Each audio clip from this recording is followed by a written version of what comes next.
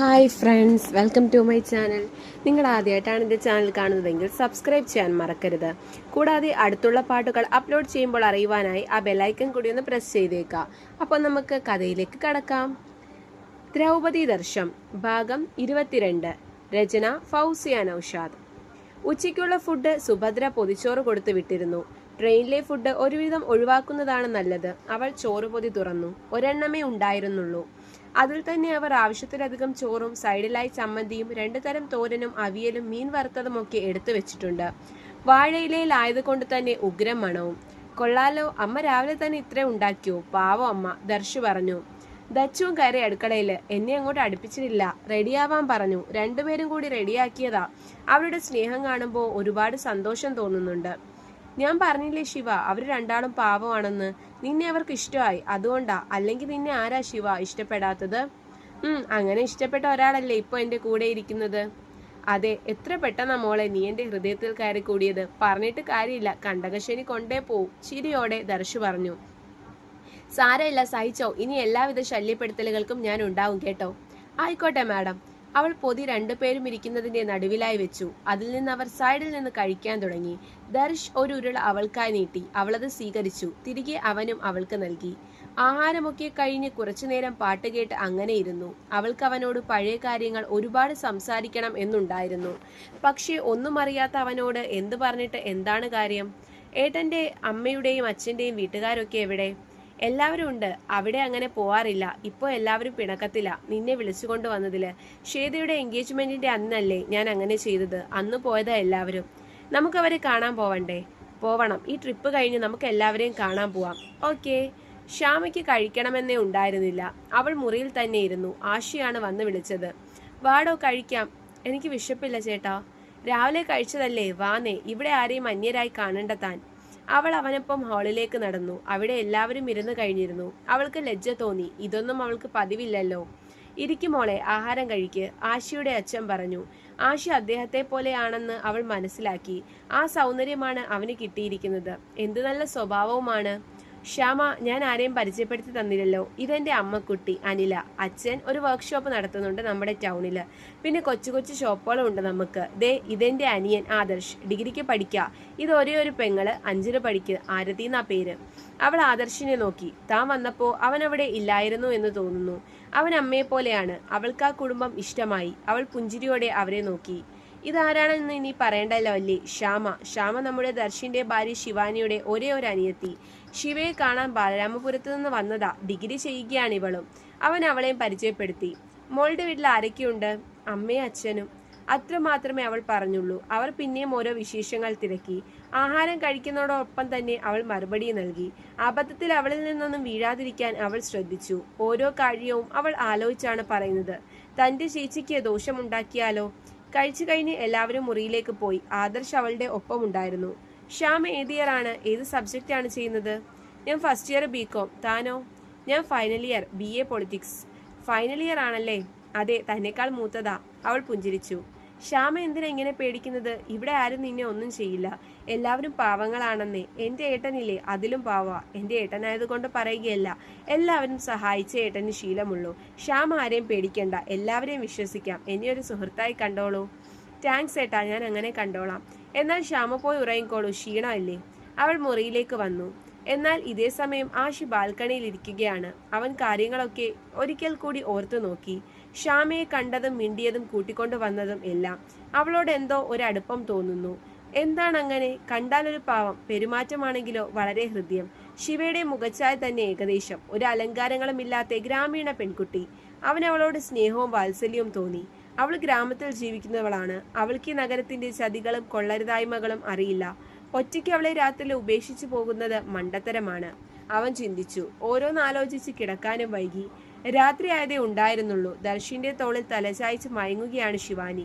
പെട്ടെന്ന് ദർശനൊരു കോള് വന്നു. അവൻ കോൾ എടുത്തു. ഓ ഗോഡ്, എപ്പോ, എങ്ങനെ? ഞങ്ങൾ ഉടനെ വരാം. അവന്റെ പരിഭ്രമം കലർന്ന ശബ്ദം കേട്ട് ശിവാനി മയക്കം വിട്ടെഴുന്നേറ്റ് അവനെ നോക്കി. നമുക്കുടനെ തിരികെ പോകണം. എന്തിന്? അച്ഛന് വയ്യ, നെഞ്ചുവേദന. ഹോസ്പിറ്റലിൽ കൊണ്ടുപോയേക്ക, അമ്മയാ വിളിച്ചത്. അത് കേട്ട് അവക്ക് അമർഷം തോന്നി. ഇത് അയാളുടെ അടവാണ്. നമുക്കുടനെ പോകണം ശിവ. അടുത്ത സ്റ്റേഷനിൽ ഇറങ്ങി തിരികെ പോവാം. നമ്മളിനി എപ്പോ തിരികെ എത്താനാണ്? നോക്കട്ടെ, ഉടനെ തിരികെ ഇവിടെ നിന്ന് ട്രെയിൻ ഉണ്ടോ എന്ന്. അവൾ ഒന്നും തന്നെ പറഞ്ഞില്ല. ദർശി ബാഗിലെല്ലാം തിരികെ വെച്ചു. അവന് വല്ലാത്ത ടെൻഷനായിരുന്നു. ടെൻഷൻ അടിക്കേണ്ട, അച്ഛന് കുഴപ്പമൊന്നും ഉണ്ടാവില്ല, അവൾ അവനോട് പറഞ്ഞു. ഇനി അവിടെ എത്തുന്നത് വരെ എനിക്കൊരു സമാധാനം ഉണ്ടാവില്ല ശിവ. അവർ അടുത്ത സ്റ്റേഷനിൽ ഇറങ്ങി. ദർശൻ അവളുടെ മനസ്സിൽ എന്താണെന്ന് മനസ്സിലാക്കാൻ കഴിഞ്ഞില്ല. പകയുടെ കനലുകൾ അവളുടെ ഹൃദയത്തിൽ അടിഞ്ഞുകൂടിയിരുന്നു. എന്തായാലും ആ സ്റ്റേഷനിൽ നിന്ന് തിരിച്ചും ട്രെയിൻ ഉണ്ടായിരുന്നു. പക്ഷേ എത്താൻ ലേറ്റ് ആവും. അവന് വല്ലാത്ത ആദിയായിരുന്നു. പെട്ടെന്നുള്ള തിരിച്ചുവരവായതിനാൽ ജനറൽ കമ്പാർട്ട്മെന്റ് ആയിരുന്നു. അത്യാവശ്യം തിരക്കും ഉണ്ടായിരുന്നു. ഇരിക്കാൻ സ്ഥലമില്ലാത്തത് കൊണ്ട് തന്നെ രണ്ടാളും നിൽക്കുകയാണ് ചെയ്തത്. തിങ്ങി നെരുങ്ങിയാണ് നിൽപ്പ്. പുരുഷന്മാരായിരുന്നു കൂടുതലും.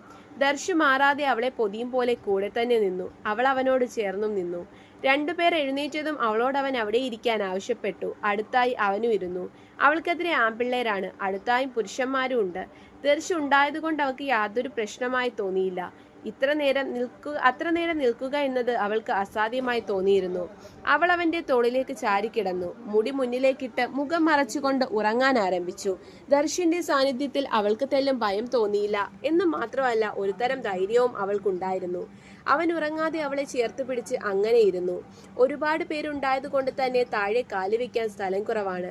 അവൾക്കുറക്കത്തിൽ തന്റെ കാലിന്റെ മേലെ ആരോ ചവിട്ടുന്നതായി തോന്നി. അവൾ കാര്യമാക്കിയില്ല. ഉറക്കത്തിന്റെ പിച്ചിലും പിന്നെ തിരക്കിൽ അറിയാതെ സംഭവിക്കുന്നതാവുമെന്ന് കരുതി അവൾ അങ്ങനെ തുടർന്നു. പിന്നെ ആ കാലുകൾ തന്റെ കാലുകൾക്ക് മേലെ സ്പർശിക്കുന്നു. അവൾ കാലൽപ്പം നീക്കി വെച്ച് നോക്കി. അപ്പോൾ അയാൾ തന്റെ കാലുകൾ ബലമായി നീക്കിയിട്ട് അതിന്റെ മേൽ കാൽ വെക്കുകയാണ്. അവൾക്ക് ശരീരത്തിൽ വല്ലാത്ത അസ്വസ്ഥത തോന്നി. അവൾ എഴുന്നേറ്റ് നോക്കി. ദർശി ചെറുതായി മയങ്ങുകയാണ്. എതിരെ ഇരിക്കുന്നവന്റെ കാലുകളാണ്. പക്ഷെ അവൻ ഉറങ്ങുകയാണല്ലോ. തനിക്ക് തോന്നിയതാവും. അവൾ വീണ്ടും ഉറങ്ങാൻ ആരംഭിച്ചു. അതേ പ്രവൃത്തി വീണ്ടും ആവർത്തിക്കപ്പെടുകയാണ്. ഒരിക്കൽ കൂടി കാല് മാറ്റി വെച്ച് നോക്കാം, ഇനി ചെയ്താ നല്ലത് പറയാം. അത് കണക്ക് കൂട്ടി അവൾ അതേപോലെ ഒന്നറിയാത്ത പോലെ കിടന്നു. വീണ്ടും അവൻ കാലുകൾക്ക് മേലെ കാല് വെക്കുന്നു. കാല് നീക്കി വെച്ചു. ബലമായി കാല് നീക്കിക്കൊണ്ട് വന്ന ശേഷം മേലെ കാല് വെക്കുകയാണ്. അവൾ അസ്വസ്ഥതയോടെ എഴുന്നേറ്റു. ഉറങ്ങുകയാണെന്നുള്ളത് കാര്യമാക്കിയില്ല. നീ കുറെ നേരം ആയാലോടാ കളിക്കാൻ തുടങ്ങിയിട്ട്. നിനക്ക് ശരിക്കും എന്താ വേണ്ടേ? മനുഷ്യന്മാർക്ക് കാല് പോലും വെക്കാൻ പറ്റില്ലെന്ന് വെച്ചാ നീ അങ്ങ് എടുത്തോ എന്നാ? അല്ലാത്ത സാധനങ്ങൾ തന്നെ. അവൻ അത് കേട്ട് ഒന്നും അറിയാത്ത പോലെ ഉറക്കത്തിൽ നിന്ന് എഴുന്നേറ്റ മട്ടിലിരിക്കുന്നുണ്ട്. ദർശന് വല്ലാത്ത ദേഷ്യം തോന്നി. എന്താ ശിവ? അല്ല, ഇവൻ കുറെ നേരായി കാല് വെച്ച് കളിക്കുന്നു. ഞാൻ നീക്കി വെച്ചിട്ട് നിർത്തുന്നില്ല. അത് കേട്ട് ദർശ എഴുന്നേറ്റ് അവന്റെ ഷർട്ടിന്റെ കോളറിൽ കയറി പിടിച്ച് എഴുന്നേൽപ്പിച്ചു. അവൻ എതിർക്കാൻ നോക്കി. ദർശ അവന്റെ ചെകിട്ടത്ത് ആനൊരടി കൊടുത്തു. അവന്റെ അണപ്പൽ ഇളകിയിട്ടുണ്ടാവും. അടുത്ത അടി വീഴുന്നതിന് മുന്നേ ശിവാനി അവനെ തടഞ്ഞു. മറ്റുള്ളവരും ഇടപെട്ട് അവനെ അതിൽ നിന്ന് പുറത്താക്കി. ട്രെയിനിൽ പിന്നെ അതിന്റെ ചർച്ചയായി. പിടിക്കപ്പെടാതെ അല്ലറ ചില്ലറ കള്ളത്തരങ്ങൾ ഒപ്പിച്ചിരുന്നവരും ഒന്ന് പകച്ചു. പ്രതികരിക്കാൻ അറിയുന്ന പെണ്ണുങ്ങളാണിന്ന്. കുട്ടി നല്ല കാര്യം തന്നെയാ ചെയ്തത്. ഇങ്ങനെയുള്ളവന്മാർക്ക് കിട്ടേണ്ടത് തന്നെയാ. അമ്മയും പെങ്ങളെയും തിരിച്ചറിയാൻ വയ്യാത്തവര്, ഒരപ്പാപ്പൻ പറഞ്ഞു. ശിവ, വേറെ എന്തെങ്കിലും പ്രശ്നമുണ്ടോടി? അവൻ സ്നേഹത്തോടെ അവളോട് ചോദിച്ചു. ഇല്ല, കുറെ നേരം ഞാൻ സഹിക്കുന്നുണ്ട് ഏട്ടാ. അന്നേരം തന്നെ എന്നോട് പറയണ്ടേ പെണ്ണെ, ഇവന്മാർക്ക് ഇങ്ങനെ ഓരോന്ന് കിട്ടിയേ ശരിയാവും. അവൻ അവളെ ചേർത്ത് പിടിച്ചു. സാരല്ല കുട്ടി, ഞാൻ കണ്ടില്ല, എന്റെ അശ്രദ്ധ. ഇനി ഒന്നും ഉണ്ടാവില്ല, ഉറങ്ങിക്കോ. അവളുടെ ദേഹത്ത് മെല്ലെ തട്ടി അവൻ പറഞ്ഞതും അവൾ കൂടുതൽ ധൈര്യത്തോടെ അവനോട് ചേർന്നിരുന്നു. അവൻ പിന്നീട് തീരെ ഉറങ്ങാതെ അവളെ തന്നെ നോക്കിയിരുന്നു. പിറ്റേന്ന് വൈകിട്ടായി അവർ നാട്ടിലെത്താൻ. നേരെ വീട്ടിലേക്കായിരുന്നില്ല, അച്ഛനെ അഡ്മിറ്റ് ചെയ്ത ഹോസ്പിറ്റലിലേക്കായിരുന്നു പോയത്. അമ്മയും ആശയും ഉണ്ടായിരുന്നു അവിടെ. എന്താ അമ്മ അച്ഛന് സംഭവിച്ചത്? എങ്ങനെയുണ്ട് അച്ഛന്? അച്ഛനൊന്നുമില്ല ദർശ്, ഒരു ചെറിയ നെഞ്ചുവേദന. പേടിക്കാൻ ഒന്നുമില്ലെന്നാ ഡോക്ടർ പറഞ്ഞത്. ആശി അവനെ ടെൻഷൻ ആക്കണ്ടെന്ന് കരുതി പറഞ്ഞു. അവരെല്ലാവരും കൂടി മുറിയിൽ കയറി അയാളെ കണ്ടു. അയാൾ കിടക്കുകയായിരുന്നു. ദർശ് അയാളുടെ അടുക്കലേക്കിരുന്നു. എങ്ങനുണ്ട് അച്ഛാ, ഓക്കെ ആണോ? നമുക്ക് വേറെ വല്ല ഹോസ്പിറ്റലിൽ പോവാമായിരുന്നല്ലോ. അതൊന്നും വേണ്ട മോനെ, ഞാനിപ്പോ ഓക്കെയാ. മോൻ എന്തിനാ മടങ്ങി വന്നത്? മോക്ക് നല്ല വിഷമമുണ്ട്, കണ്ടില്ലേ? എനിക്ക് കുഴപ്പമൊന്നുമില്ല. അമ്മയാവുമല്ലേ വിളിച്ചത്? വേണ്ടായിരുന്നു ഭദ്രേ, അയാൾ നിഷ്കളങ്കമായി പറഞ്ഞു. ശിവാനിക്ക് അടക്കാനാവാത്ത ദേഷ്യം വന്നു. അഭിനയിക്കാൻ അന്നും ഇന്നും മിടുക്കം തന്നെ. അതൊന്നുമില്ല, ശിവയായിരുന്നു എന്നെ ആശ്വസിപ്പിച്ചത്. അത്യാവശ്യം ആയതുകൊണ്ടല്ലേ. ഞാൻ എങ്ങനെ അച്ഛാ വരാതിരിക്കാം? ഞാനൊന്ന് ഡോക്ടറെ കണ്ടിട്ട് വേഗം വരാം. അവൻ ഡോക്ടറെ കണ്ടു. ഒരു മൈനർ ഹാർട്ട് അറ്റാക്ക് ആയിരുന്നെന്നും തക്ക സമയത്ത് എത്തിച്ചത് കൊണ്ട് അപകടനില തരണം ചെയ്തു എന്നും ഇനി അച്ഛന് ടെൻഷനോ വിഷമമോ ഉണ്ടാക്കുന്ന ഒന്നും ചെയ്യരുതെന്നും ഡോക്ടർ വാണിംഗ് കൊടുത്തു. ശിവയും ഒക്കെ കേൾക്കുകയായിരുന്നു. കേട്ട് കഴിഞ്ഞപ്പോൾ അവന്റെ ടെൻഷൻ കുറച്ചുകൂടി കൂടി. അച്ഛന് പെട്ടെന്ന് എന്താണ് സംഭവിച്ചത്? ഏട്ടൻ അങ്ങോട്ട് ചെല്ല്, ഞാൻ വാഷ്റൂമിൽ പോയി വരാം. ദർശ് മുറിയിലേക്ക് മടങ്ങിയതും അവൾ ഡോക്ടേഴ്സ് മുറിയിൽ ഒരിക്കൽ കൂടി പ്രവേശിച്ചു. അവളുടെ രൂക്ഷമായ നോട്ടം കണ്ട് അയാളൊന്ന് പരിഭ്രമിച്ചു. സാർ ഇത് മെഡിക്കൽ കോളേജിൽ നിന്നാ MBBS എടുത്തത്? What A nonsense! അയാൾ ചാടി എഴുന്നേറ്റു. എന്താ സാറേ, ചോദ്യം മനസ്സിലായില്ലേ?